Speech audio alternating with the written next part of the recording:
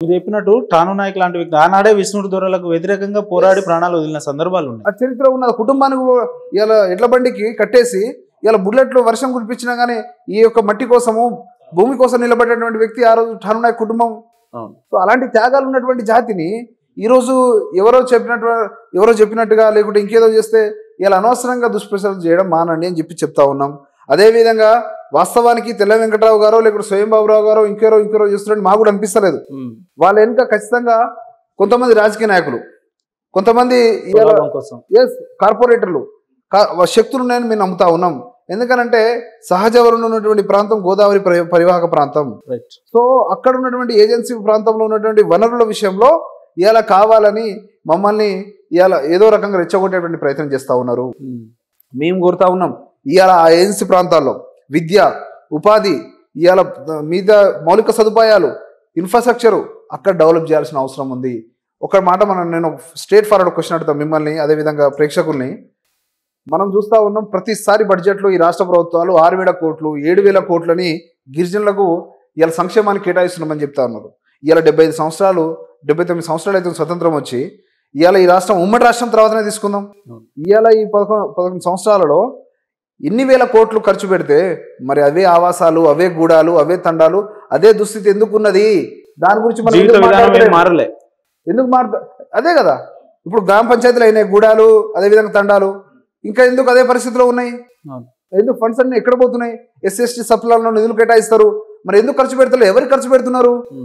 గత వేరే వాటికి పథకాలకు డైవర్ట్ చేసుకుంటూ పోతే పేపర్లో మాత్రం వేల కోట్లు చూపిస్తారు. ఇలా వాస్తవాన్ని దగ్గరికి వచ్చినప్పుడు అవి గూడాలు, అవే తండాలు, అవే ఆవాసాలు అదే పరిస్థితిలో ఉన్నాయి. ఒక బడి ఉండదు, బడి ఉంటేనేమో టీచర్ ఉండరు, టీచర్ ఉంటే పిల్లలు ఉండరు, పిల్లలు ఉంటే ఇలా మినిమం ఒక చాక్పీస్ లేనివంటి పాఠశాలలు ఉన్నాయి. ఏ గూడానికి పోయినా కనీసం రోడ్డు ఉండదు, ఒక విద్యుత్ లైట్ ఉండదు, ఒక శానిటేషన్ ఉండదు, ఒక ప్రైమరీ హెల్త్ సెంటర్ ఉండదు, ఒక ప్రైమరీ స్కూల్ ఉండదు, హై స్కూల్ ఉండదు, ఒక ఇంటర్మీడియట్ కాలేజ్ ఉండదు, డిగ్రీ కాలేజ్ ఉండదు. దీనివల్ల కదా భారత రాజ్యాంగం ఇచ్చినటువంటి విద్యతో కదా మన జీవితాలు మారాలి. ఇలా వాస్తవానికి 56లో ఉమ్మడి రాష్ట్రం ఏర్పడ్డప్పుడు 76లో మళ్ళొకసారి ఏరియా రిమూవల్ రిస్ట్రిక్షన్ యాక్ట్ ద్వారా చేర్చబడడం తప్ప ఇలా మేము కొత్తగా వచ్చి చేర్చబడలే.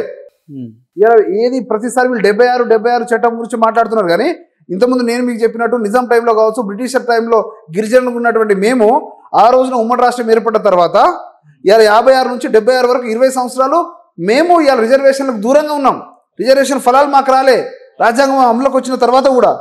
సో ఆ కోల్పోయిన దాని గురించి ఎవరు మాట్లాడతలేదు. ఇలా 20 సంవత్సరాలు మాకు రిజర్వేషన్ ఉంటే ఇవాళ ఎంతో కొంత ఇంకా చదువుకునేటువంటి వాళ్ళం, అవకాశాలు ముందుకు వచ్చేటటువంటి అప్డేట్ అయ్యే వాళ్ళం. దాని గురించి ఎవరు మాట్లాడతలేరు. 76 పట్టుకొని మాట్లాడుతున్నారు. వాళ్ళెవరో చేసిందని తప్పకి ఇలా మమ్మల్ని బాధ్యత వహించమంటే మేమేం చేస్తాం? ఆ రోజున ప్రభుత్వాలు కావచ్చు, రాజకీయ నాయకులు కావచ్చు, మరి అక్కడ ఉన్నటువంటి ఏం జరిగిందో తెలియదు. దానివల్ల మేము నష్టపోయినాం. దాన్ని పట్టుకొని మీరు గిరిజనులు కాదు, గిరిజన జాబితాను తీశారంటే అదేవిధంగా కొంతమంది సోదరులకు అర్థమైతే లేదు. ఇవాళ రిజర్వేషన్ పాలసీ యొక్క లక్ష్యం ఏంది? రిజర్వేషన్లు ఎవరికి ఏ కేటగిరీలో ఎందుకు ఇస్తారు? ఇవాళ రాజ్యాంగంలో అంబేద్కర్ గారు ఏం పొందుపరిచారు? అవన్నీ అవగాహన లేకుండా ఇవాళ మీరు ఒక 5-6 రాష్ట్రాలను ఎస్టీలుగా ఉన్నారు, మిగతా దగ్గర లేరు అని అంటే, అదే బీర్సా ముండా కమ్యూనిటీ ఇలా ఆదివాసులకు దేవునిగా చూస్తారు. అదే కమ్యూనిటీ ఇలా అస్సాంలో ఓబీసీలుగా ఉన్నారు. ఈ తెలంగాణలో యాదవులు బీసీలుగా ఉంటే మిగతా రాష్ట్రాల్లో ఓసీలుగా ఉన్నారు. ఇవాళ ఇక్కడ ఉన్నటువంటి ముదిరాజ్ కమ్యూనిటీ బీసీలో ఉంటే మిగతా ఇక్కడ మన ఉత్తరప్రదేశ్లో కావచ్చు, మిగతా రాష్ట్రాలలో ఎస్సీలుగా ఉన్నారు. ఇక్కడ ఉన్నటువంటి రెడ్లు కావచ్చు, మిగతా కులాలు ఇలా ఓబీసీలుగా కర్ణాటకలో ఉన్నారు. సో ఇలాంటి వాస్తవాలు తెలియదు. ఇలా రాజ్కోట్కు సంబంధించినటువంటి కమ్యూనిటీకి సంబంధించినటువంటి ఆ రోజున చందా కమిషన్ కావచ్చు, లోకల్ కమిషన్ కావచ్చు, ఇవాళ వాళ్ళని ట్రైబల్ లిస్ట్ నుంచి తీసేయాలని చెప్తే ఇవాళ మహారాష్ట్ర నుంచో ఇంకో దగ్గర నుంచో మైగ్రేట్ అయ్యి వచ్చిన వాళ్ళు ఉన్నారు, వాళ్ళని తీసేయాలని చెప్పినటువంటి వాస్తవం ఉంది. అంటే ఒక కమ్యూనిటీ ఒక రిజర్వేషన్లు ఇవ్వాలంటే ఇవాళ ఆ రాష్ట్రంలో సంబంధించినటువంటి సామాజిక ఆర్థిక పరిస్థితులు ప్రకారం ఇస్తారు తప్ప ఇవాళ మనము ఒకటే కేటగిరీ మొత్తం దేశం మొత్తం కూడా ఒకటే కేటగిరీలో ఉంటారని కాదు. సో ఆయా రాష్ట్రాల్లో ఆయా పరిస్థితుల ప్రకారం ఏదైతే కేంద్రం వెసులుబాటు ఇస్తుందో ఆ కేటగిరీలో పెట్టడానికి అవకాశం ఉంటుంది. కానీ వీళ్ళు ఏమంటారంటే గిరిజన జాతికి అసలు వీళ్ళు వలస వచ్చిన జాతి ఇది కాబట్టి ఇందిరాగాంధీ ఆనాడు ఉన్న టర్మ్లో వీళ్ళను జీవోలో ప్రత్యేకంగా వీళ్ళ కోసం ఒక జీవో ఇంప్లిమెంట్ చేసి అందులో చేర్చడం జరిగింది తప్ప వీళ్ళకంటూ చరిత్రలు కానీ సంస్కృతులు ఏం లేవు అనేటట్టు ప్రొజెక్ట్ చేస్తున్నారు. ఉపేంద్ర గారు, ఒక గిరిజనులుగా ఒక తెగ గుర్తించడానికి ఈరోజు ప్రత్యేక ఆవాసాలు ఉండాలి. మొదటిది తండా అనేది నా ఆవాసం. మీ అందరికీ తెలుసు తెలంగాణ మొత్తం కాదు ఎక్కడ తిరిగినా తండా అనేది ఊరికి అసలు సంబంధం లేకుండా ఉండేటువంటి ప్రాంతం తండా ప్రాంతం. అదేవిధంగా అక్కడ ఉన్నటువంటి రాజకీయ వ్యవస్థ కావచ్చు, న్యాయ కారోబార్ అనే వ్యవస్థ కావచ్చు. వాస్తవానికి 10 సంవత్సరాల కింద అసలు ఒక్క పోలీస్ స్టేషన్లో తండా నుంచి ఒక కంప్లైంట్ పోదండి. ఈ మధ్య కాలంలో రాష్ట్రం ఏర్పడక పోతున్నాయి, కానీ అసలు ఇంతకుముందు అలాంటి వ్యవస్థ లేదు. ఏది ఉన్నా కానీ అక్కడ తండా పెద్ద మనుషులు దాన్ని సాల్వ్ చేసేటువంటి ఒక న్యాయపరమైనటువంటి పరిపాలన విధానం కూడా ఈ తండాలో ఉంది. అదే విధంగా ప్రత్యేక వేషధారణ, నా వేషధారణ, నా జాతి వేషధారణ ఎక్కడైనా ఇంకో దగ్గర ఉందని చూపించండి. నా భాష, నేను మాట్లాడే భాష ఇంకెక్కడైనా మాట్లాడతారా? నా పండుగలు నేను మేము చేసుకున్నటువంటి తీజ్ కావచ్చు, ఇలా శీతల భవని కావచ్చు, సేవలాల్ మహారాజ్ కావచ్చు, మిగతా పండుగలు ఏవైతే ఉన్నాయో, ఇంకా తులజాభవని కావచ్చు, మిరమయ్యాడి కావచ్చు, ఇలాంటి మా భవాని మాతల్ని మేము కొలుచుకునేటువంటి పూజా విధానం కావచ్చు, ఇవాళ ఇంకెక్కడన్నా జరుగుతాయా? ఇంకెవరైనా చేస్తారా? ప్రకృతి ఆరాధకులం కదా. ఇవాళ తీజు ఇవాళ ప్రకృతిని ఆరాధించేటువంటి పండుగ. ఇవాళ శీతల రాయిని మొక్కినటువంటి ఇది, పశువుల్ని కడిగి వాటిని మొక్కినటువంటి జాతి ఇవాళ గిరిజన జాతిగా మేము ఉంటే ఇవాళ కాదని చెప్పడానికి ఏంది? ఇవన్నీ మేము చెప్పినటువంటి ఇంకెక్కడన్నా చేస్తారా? ఇవన్నీ ఎక్కడ చేయరు. సో ఇవి కదా, ఇవన్నీ తెలియకుండా ఇవాళ ఒక ఇన్స్టాగ్రామ్లో నేను మన ఒక ప్రెస్ మీట్లో మాట్లాడితే ఇవాళ మా సోదరులు, ఆదివాసి సోదరులు అని చెప్పి ఇలా కొంతమంది ఇష్టం ఉన్నట్టు కామెంట్లు పెడుతుంటే బాధేస్తూ ఉన్నదండి. తెలియకుండా, వాస్తవాలు తెలియకుండా అనవసరంగా ఎవరో రెచ్చగొడితే ఇవాళ మనకు రావాల్సినటువంటి వాటి కోసం మనం కొట్లాడదాం. రాజ్యాంగ పరంగా, ప్రభుత్వ పరంగా మనకు కావాల్సినటువంటి వాటి కోసం మేము కొట్లాడతాం. ఇవాళ ట్రైబల్ యూనివర్సిటీ కోసము ఈ రాష్ట్రంలో 2014లో ఏపీ రీఆర్గనైజేషన్ యాక్ట్లో పెడితే ఇవాళ మర్చిపోయినటువంటి చాలామంది ఇవాళ ఆ రోజున ఢిల్లీకి పోయి కొట్లాడి ఇవాళ అదే ములుగు ప్రాంతంలో 300 ఎకరాలు మొట్టమొదటి ప్రెస్ మీట్ కూడా ములుగులో అదే ప్రాంతంలో ఫౌండేషన్ వేసిన దగ్గర పోయి పెట్టేసి ఇవాళ సాధించే వరకు దాన్ని కొట్లాడినాం. ఇవాళ అదే ప్రాంతంలో ట్రైబల్ యూనివర్సిటీ పెడుతున్నారు. ఇవాళ దానికోసం కొట్లాడదాం. ఆ రోజున ఇంకో డిమాండ్ పెట్టినాం, 4 ఐటీడీఏ ప్రాంతాలలో 4 ట్రైబల్ రీసెర్చ్ సెంటర్లు పెట్టండి. ఇవాళ అమరాబాద్ కావచ్చు, ఏటూరు నాగారం కావచ్చు, భద్రాచలం కావచ్చు, ఉట్నూరు కావచ్చు, అక్కడ ట్రైబల్ జీవితాలు ఉన్నాయి. వాటికి సంబంధించినటువంటి రేపు అంతరించేటువంటి పరిస్థితి ఉంటుంది. ఇలా రాసే పరిస్థితి లేదు, వాళ్ళకు ఒక భాష లేదు, లిపి లేదు. ఇలా వాళ్ళు ఇక్కడ రాసుకోవాలంటే ఇబ్బంది అవుతుంది. వాళ్ళకు ఎడ్యుకేషన్ రావాలి. దానికోసం ట్రైబల్ రీసెర్చ్ సెంటర్లో ఐటీడీఏ ప్రాంతాల్లో పెట్టమని ఆ రోజున మేము డిమాండ్ చేసినాం. దానికోసం కదా నిలబడాలి. ఇలా చెంచుల పరిస్థితి ఏంది? ఇవాళ తోటి కానీ, అందు కానీ, ఇవాళ ప్రధాన్ కానీ, ఇవాళ కొంతమంది ఇప్పుడు వాళ్ళ జీవితాల గురించి ఎవరు మాట్లాడాలి? అది మనము ఏంటంటే మీరు పనిచేసే, మీరు నడిపే సంఘంలో కూడా గోండ్లు, కోయలు, చెంచులు ఉన్నారు కదా మీ దాంట్లో. మా సోదరులు ఉన్నారు, ఎరకలు ఉన్నారు, గోండు ఉన్నారు, కోయ ఉన్నారు, అందరిని కలుపుకొని కొట్లాడినాం. ఇవాళ ట్రైబల్ రిజర్వేషన్ కోసము గత ప్రభుత్వంలో 6 నుంచి 10% కోసము ఆమన్ నిరాదీక్ష సైతం చేసినాం కదా. ఆ రిజర్వేషన్ ఫలాలు వచ్చినప్పుడు వీళ్ళందరికీ అందుతున్నాయి కదా. మరి ఎందుకు మనం ఎక్కడైతే కొట్లాడాలనో, ఏదైతే మనకు అవసరమో దాని మీద కాకుండా అనవసరమైనటువంటి విషయాలు రావడం వల్ల, విద్వేషాలు రెచ్చగొట్టడం వల్ల ఇలా మనకి ఇబ్బంది. ఇంకెవరో చూసి దాన్ని నవ్వుకుంటారు తప్ప ఇలా మన జీవితాలు రేపు పొద్దున వచ్చి బాగు చేసేవాడు ఎవడు లేడు.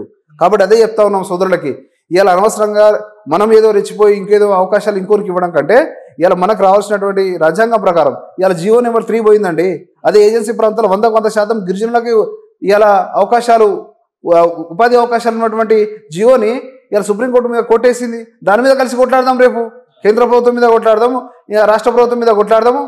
ఇవాళ దానికోసం కొట్లాడితే కదా మన బిడ్డలకు రేపు అక్కడ ఉపాధి వచ్చే అవకాశాలు ఉంటాయి. గిరిజనుల్ని వ్యతిరేకించే ఒక వర్గం ఏమంటది అని అంటే, మాకు రావాల్సిన రాజకీయ అవకాశాలు కానీ, విద్యా అవకాశాలు కానీ, ఉద్యోగ అవకాశాలన్నీ కూడా గిరిజనులే తీసుకుపోతున్నారు, మాకు ఇంకా రావట్లేదు, ఇంకా మేము ఏజెన్సీ ప్రాంతాల్లోనే ఉంటున్నాం, మా జీవితాల్లో ఎలాంటి మార్పు లేదు, అభివృద్ధి లేదు, కాబట్టి వీళ్ళని తొలగించాలి అంటారు. అయితే ఇక్కడ మనం అర్థం చేసుకోవాల్సింది ఏంటంటే, ఇప్పుడు 10% రిజర్వేషన్ ఉంది ఈ రాష్ట్రంలో. 10%లో దాదాపు 7.5% లంబాడీలే ఉన్నారు పాపులేషన్ పరంగా. సో 2.5%, 3% వరకు వాళ్ళు ఉంటారు. సో 7 ఒక దగ్గర నిలబడి, 3 ఒక దగ్గర నిలబడి ఆటోమేటిక్గా 7 ఎక్కువ కనబడతారు. వాళ్ళకి మెజారిటీ ఉంటుంది. కనబడేటప్పుడు, కళ్ళకు కనబడేటప్పుడు కూడా ఆటోమేటిక్ కనిపిస్తారు. సో ఇక్కడ మేజర్ పాపులేషన్ ఉండడం వల్ల ఇలా వాళ్ళకి ఎక్కువ కనిపిస్తుండేమో, కానీ నిజంగా అదే 7.5%లో దాదాపు 1.5% మాత్రమే కొంత చదువుకున్నారు తప్ప ఇలా ఎన్ని తండాలలో మనం లెక్కలు తీద్దాం. ఇవాళ వాళ్ళ జనాభా ఎంత, వాళ్ళకి ఎక్కడ అన్యాయం జరుగుతుంది, వాళ్ళు ఏం పని చేస్తారు, వాళ్ళకు రావాల్సిన అవకాశాల గురించి మాట్లాడదాం. వాళ్ళకి చదువు ఎట్లా, ఇప్పుడు మీకు ఇంతకుముందు చెప్పినట్టు ఇలా ప్రైమరీ స్కూల్ నుంచి ఇలా డిగ్రీ వరకు మినిమం. ఇవాళ చూడండి ఒకసారి.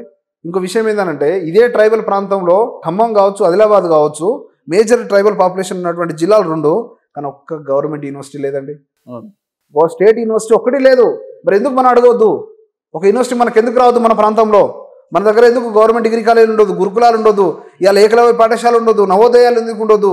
ఇవాళ మనకెందుకు స్కూల్స్ ఉండొద్దు, మనకెందుకు ప్రైమరీ హెల్త్ సెంటర్ ఇవాళ మనం చాలాసార్లు వర్షాలు పడ్డప్పుడు పేపర్లలో చూస్తాం, చాలా బాధేస్తూ ఉంటుంది. ఇవాళ కడుపుతున్నటువంటి ఒక ఆడబిడ్డని ఇవాళ వాళ్ళ సోదరులు వాళ్ళందరూ కూడా మంచం మీద భుజాలు వేసుకొని వాగులు వంకలు దాటుతూ హాస్పిటల్ తీసుకెళ్లాల్సిన పరిస్థితి వచ్చింది. ఇంకా దుస్థితిలో 70 సంవత్సరాల స్వతంత్ర భారతదేశంలో నా బిడ్డకి నా ఆడబిడ్డకి అదే బాధ ఎందుకు ఉండాలి? దానికోసం కదా మనం అడగాల్సింది, నిలబడాల్సింది, కొట్లాడాల్సింది.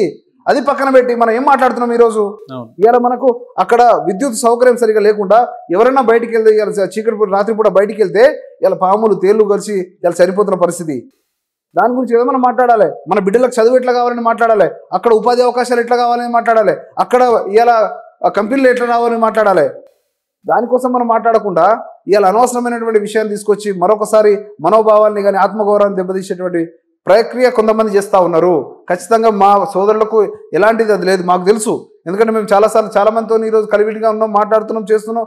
ఇలా ఆ ప్రాంతంలో ఉండేటువంటి వాళ్ళు చాలామంది మాకు చెప్తా ఉన్నారు, మేము అందరం అన్నదమ్ములు లెక్క ఉంటాము, ఇలా చాలా ప్రతి దగ్గరలో కలిసి మేమందరం ఉంటామని చెప్తా ఉన్నారు మాట్లాడుతుంటే. కానీ కొంతమంది స్వార్థ రాజకీయాల కోసం వాడుకుంటామంటే మాత్రం ఖబర్దార్. అనవసరంగా మొత్తం కొంతమంది కుహాన మేధావులు, కొంతమంది రాజకీయ పార్టీ నాయకులు కావాలని చేస్తూ ఉన్నారు.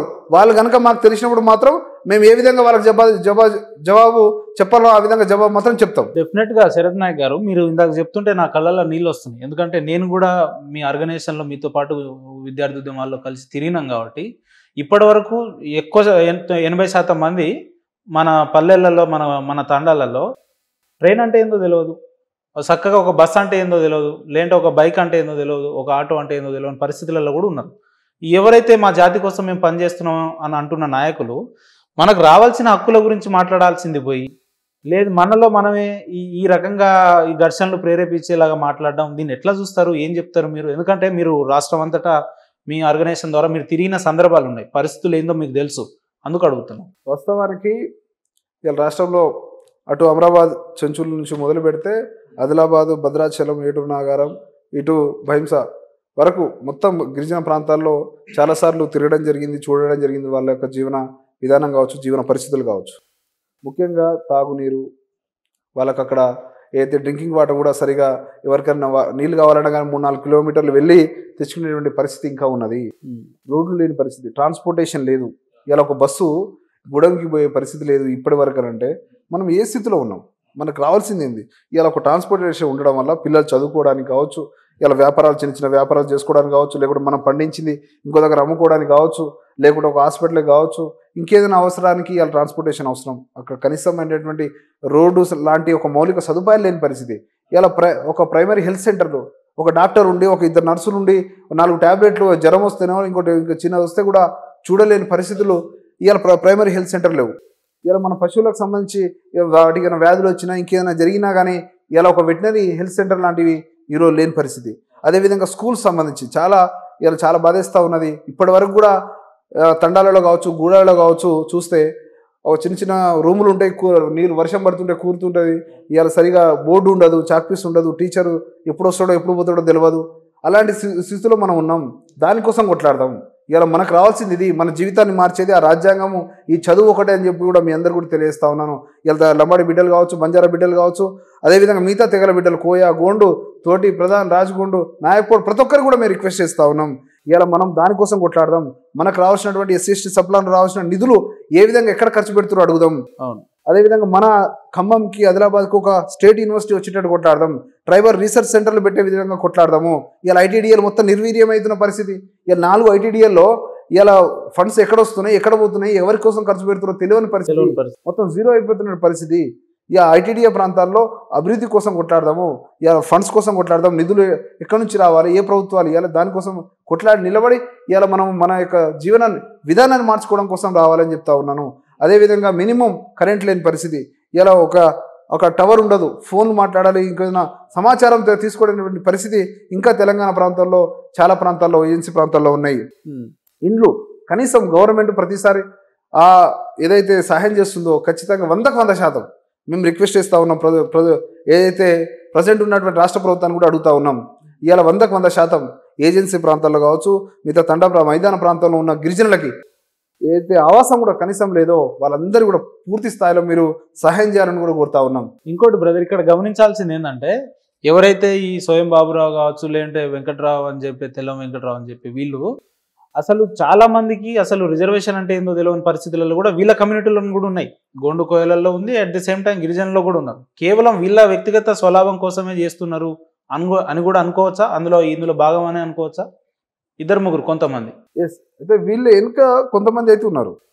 సో వాళ్ళు అరే వీళ్ళు ఇంకా అదే ఎట్లనే ఉండాలని ఒక దుర్బుద్ధితో ఉన్నటువంటి వాళ్ళు కొంతమంది ఉన్నారు. కాబట్టి మేము కోరుతా ఉన్నాం వాళ్ళు అలాంటి వాటిని మనం అర్థం చేసుకోవాలి. ఆ కుట్రల్ని మనం అర్థం చేసుకుంటే ఈ రోజు మన సమాజంలోకి వస్తే వీళ్ళు కుట్రలు చేస్తే వాళ్ళకి వచ్చే లాభం ఏందంటున్నా. మీకు చెప్పినా కదా, గోదావరి పరివాహక ప్రాంతంలో ఉన్నటువంటి సహజ వనరులు కొంతమంది కండ్లు పడ్డాయి, కార్పొరేట్లు అయ్యి. సో ఆ డిస్టర్బెన్స్ అక్కడ ఉన్నటువంటి లంబాడీలు ప్రతిసారి అక్కడ అడ్డుకుంటూ చేస్తారు. కాబట్టి ఈ ఒక డిస్టర్బెన్స్ క్రియేట్ చేయాలి. సో దానికోసం చేస్తూ ఉన్నారు. సో మేమేమంటున్నాము, అది మన అడవి, మనం ఇన్ని సంవత్సరాలుగా వందల వేల సంవత్సరాలు దాన్ని కాపాడుతూ ఉన్నాం. కొంతమంది దాని మీద కన్నేస్తూ ఉన్నారు. దాన్ని మనం అర్థం చేసుకోవాలి. మనకు రావాల్సినటువంటి అభివృద్ధి కోసం మనం కొట్లాడదామని చెప్పి మేము చెప్తా ఉన్నాం. దాన్ని అర్థం చేసుకోవాలి. సో ప్రతిసారి ఇలాంటి రావడం వల్ల చాలా మంది ఇబ్బంది పడుతూ ఉన్నారు. దయచేసి మా గిరిజన మిగతా తెగల ఆదివాసులకు ప్రతి ఒక్కరు కూడా దండం పెట్టి చెప్తున్నాం, ఇలాంటి వాటికి ఇంకోసారి మనం జరగకుండా మనం సామరస్యంగా ఉందాం, కలిసి ఉందాం, శాంతియుతంగా ఉందాం, రాజ్యాంగపరంగా రావాల్సినటువంటి హక్కుల కోసం కొట్టాడదాం తప్ప ఇలా అనవసరమైనటువంటి రాజకీయాలకు మనం బలి కావద్దని కూడా కోరుతా ఉన్నాం.